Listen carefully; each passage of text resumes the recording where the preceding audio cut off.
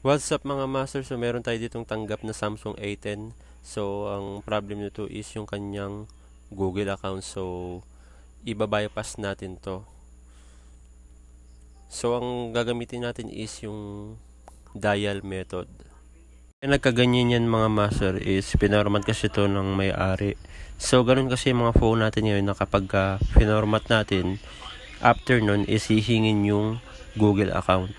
So, kailangan ninyo i-login yung Google account para magamit ninyo yung phone. Kung alam nyo email and password, so i-login nyo lang, magagamit nyo na ulit yung phone.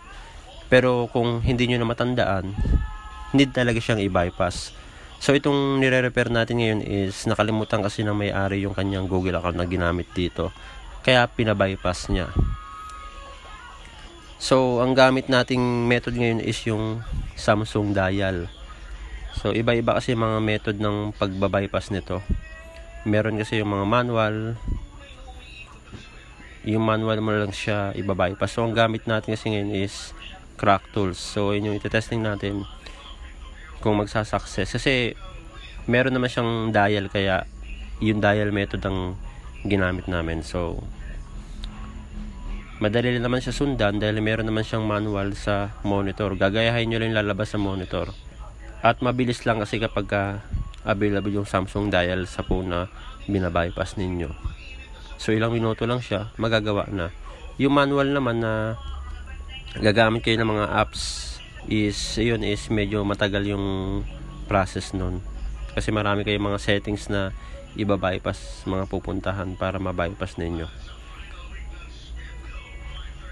So yan, so nag-success yung pag-bypass. So inaantay na lang natin mag-restart yung phone, and then doon natin makikita kung natanggal na yung Google account na binabypass natin.